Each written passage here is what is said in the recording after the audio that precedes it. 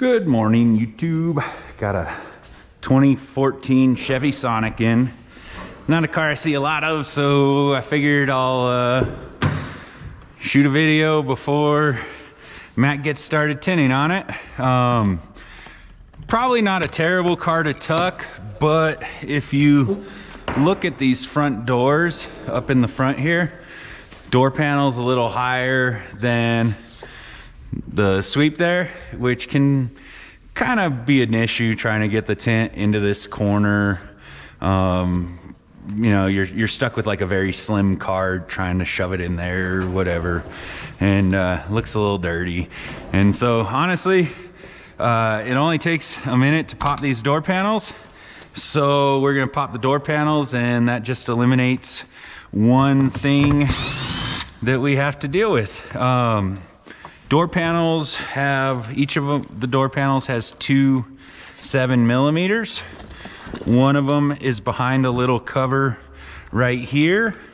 The other one, here, I'll put this on real quick. If you pull this back, you can kind of see a little notch right there.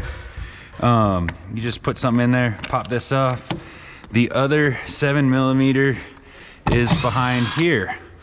Now, I was kind of telling Matt, something to think about. Usually, although this doesn't say much because BMW door panels are kind of fragile too, but a lot of times these cheaper cars have cheaper plastics and stuff. Doesn't necessarily mean that the door panel costs less if you have to replace one. So just be careful. They can break easy, but if you just get it started, pops right off. Lift it up here a little bit and just push the bottom clips back in, and we're ready to tint. Super easy there. And now, oh, come on, stay clipped. Maybe we can get a second one. Fighting with me. All right. Seriously? Seriously. Let's see if we can get one more clip to kind of hold. This front wants to keep popping off. I see why. I see why. Let's go ahead and replace this.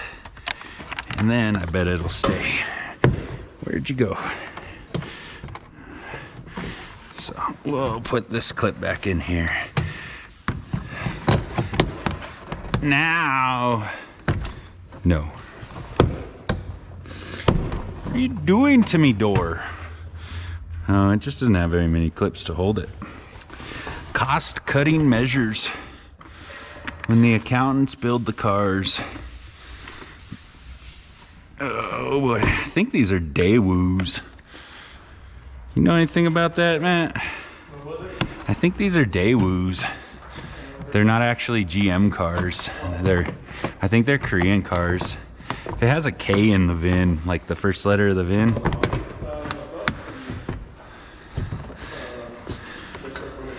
Yeah. That's what, so my friend was telling me, I don't know how true this is, but he lived in Korea for a few years going to school. Okay, just be careful on this door, Matt. It doesn't want to hang itself. It's not Jeffrey Epstein. Oh, wait. So front door, almost the same. This will pop off pretty easy. You got your little cover here. And your little cover that folds down right here. There's little notches and everything, so pretty easy to find. Let's see. This has one in the VIN. No, this is domestic made. One is America. Interesting. Very interesting. But yeah, what my friend was saying is that Korea has an agreement so that, like, to sell GM cars in Korea, they have to sell a certain number of Korean cars in America. And so that's why, like, your Chevy Cruze, that little Chevy, no, the little one, I don't know if it's called no, that's a Saturn, but the Buick Encore and whatever its Chevy counterpart is, Trax, the Chevy Trax, And I think the new Buick Envision, all of those cars are Korean cars. I think the Buick Regal sedan is a Korean car, but the Buick Regal station wagon that they had for a little bit is an Australian car. It's a Holden. You're destroying my bottle, Matt. Oh, it's all right. It's all right. It's probably getting close to empty.